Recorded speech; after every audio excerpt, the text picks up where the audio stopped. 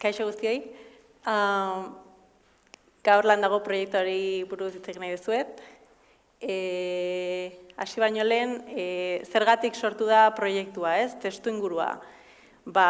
Gipuzkoako landa eremuetan, garraio publikoaren azpiegitura mugatua da edo ez da nahikoa, sakabanotuta dagoen biztanleriaren beharrak asetzeko. Eta horrek erronka ugari dakartza, adibidez zerbitzu mugatuak, eta horrek dakarren ibilgailu pribatuarekiko mendekotasuna, biztanleriaren zartzea eta bereik direla mugikortasun soluzioak behar dituztenak, adibidez osasun zerbitzua jasotzeko. Ingurumen inpaktua, ibilgailu pribatuaren mendekotasun horrek dakartzan karbono aztarna hori edo areagotzen dela, eta garraiobide konbentzionalek normalean kostu handiak ekartzen dituztela. Horren inguruan proiektua sortu zen, eta proiektuaren helburu nagusiak dira Gipuzkoako landa garapena bultzatzea, mugikortasun autonomo iraunkorraren arloan soluzio teknologiko aurreratuak garatuz eta egokituz. Baita ere erabiltzaileekin eta erakunde publikoekin kontzientzia eta onarpen soziala lantzea, eta azkenik Gipuzkoak landa inguruetarako teknologia autonomoaren garapenean erreferente bilakatu nahi du. Zeinekin sortu da proiektua?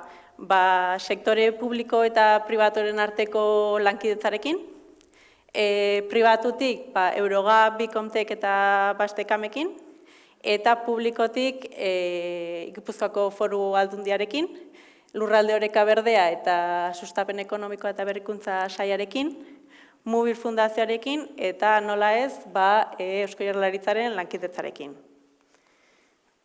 Bale, Amaia, oso ondo, baina zer da proiektua, ez? Lortu nahi duguna da, Gipuzkoako landa eremuetako biztanleentzako garraio publiko autonomo eta eskariaren araberako zerbitzua gaitzea. Eskariaren araberakoa edo ademandakoa.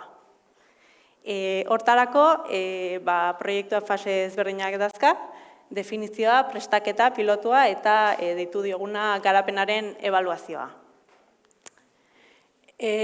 Definizioan, nagusiki, abaltzizketa amezketako bilbidea aukeratu zen, benetako adibide praktiko gisa, eta hiru aztergai nagusi zehaztu ziren, orain azalduko ditu da, garapen teknologikoa, gizarteratzea eta erregulazioa. Gaitu nahi dugun zerbitzu hori, edo zerbitzu hori gaitzeko, soluzio seguru, jasangarri eta erreplikagarri barri bat nahi da. Eta hortarako, hiru aztergai nagusik definitu ditugu. Garapen teknologikoa, ibilgailu autonomoak testu inguru hauetara egokitzea errazten duen teknologien garapenerako oinarri bat ezarri nahi du, eta hortarako zer behar dugu, datuak bildu nahi ditugu, landa ingurunetako teknologia hori baliozkotzeko, erakustaldi teknologikoa egin ikerketa ibilgailu batekin, eta datu horiek, gaur komentatu den kontestu horretan, gaur egun hiri ingurunetara orientatua daude datuak edo teknologi garapena, eta proiektuak egin nahi duena da foko hori landa eremuetara eraman. Horrek dakarren, kasuistika zehatzera, errepideak estuagoak direla, kurbak zailagoak, aldapatsuagoak, animaliak errepidean azal daitezke, klimatologia gogorragoa izan daiteke, eta bar. Gauza guzti horiek ere kontuan eduki behar dira, garapen teknologiko hau hortara ere adaptatzea.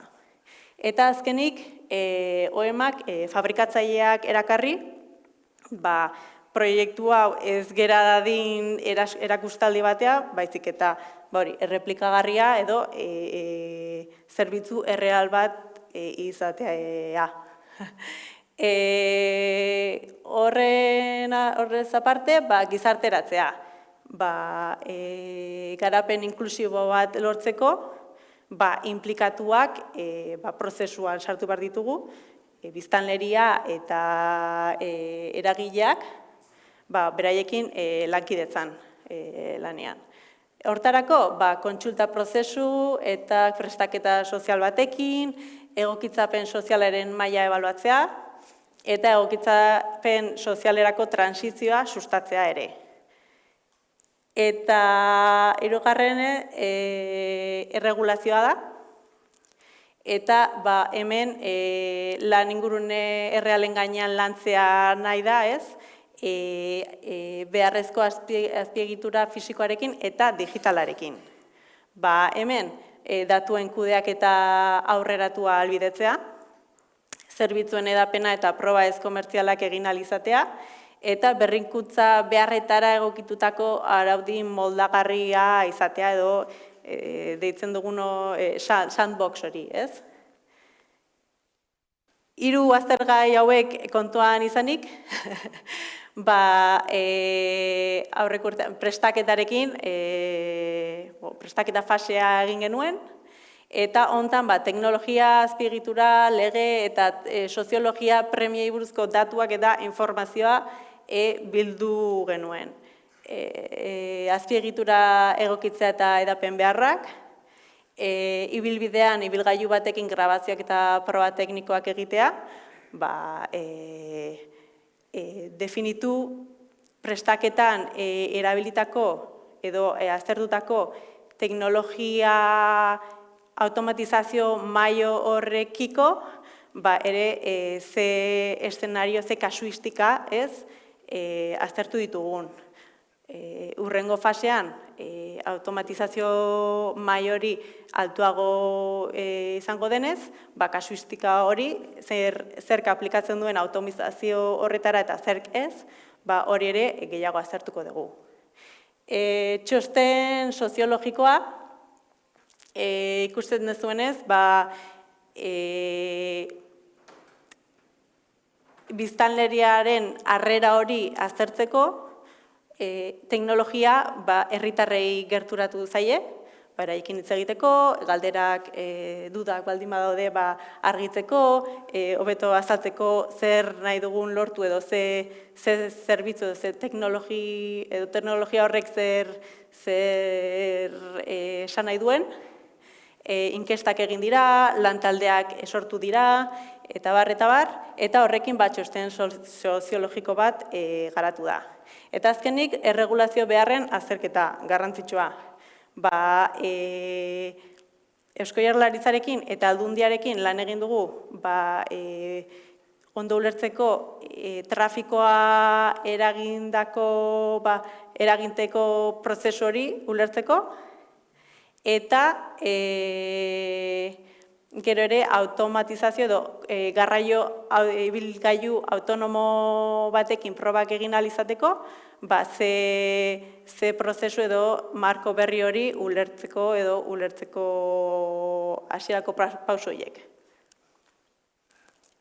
Orain, esperientzia pilotuan gaude, eta hemen azpiegiturak eta berrezko baldintzak prestatuko dira, aztertutakoarekin, orain, pilotorako ahalbidetzea.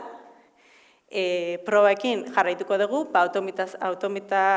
automatizazio maila handituz gero, probak ere ezberdinak izango dira. Eta hurrengo urte bukaerari begira, oraindik definitzeko dagoen fabrikatzailearekin, ibilgailu autonoma batekin proba zerbitzu pilotoa, proba zerbitzu bat hasi ahal izateko. Eta azkenik, Urrengo fasea, azkena, izango da garapenaren ebaluazioa, hor ja, Europako finantzaketa bilatuko da, proiektua zabaltzeko eta landa mugikortasunean interesa duten fabrikatzaileen lankidetza erakartzeko. Behar diren funtsak ziurtatuz gero, proba gehigarriak egingo lirateke, eta horre lagunduko luke landa mugikortasuneko eredu bat garatzen 2030erako. Eta hori da, gaur azaldu nahi nuen guztia, eta informazio gehiago nahi baldin badezue, proiektuak web horria daka, landago.eus, eta hor ikusi ezakezue beharreko guztia. Eskerrik asko.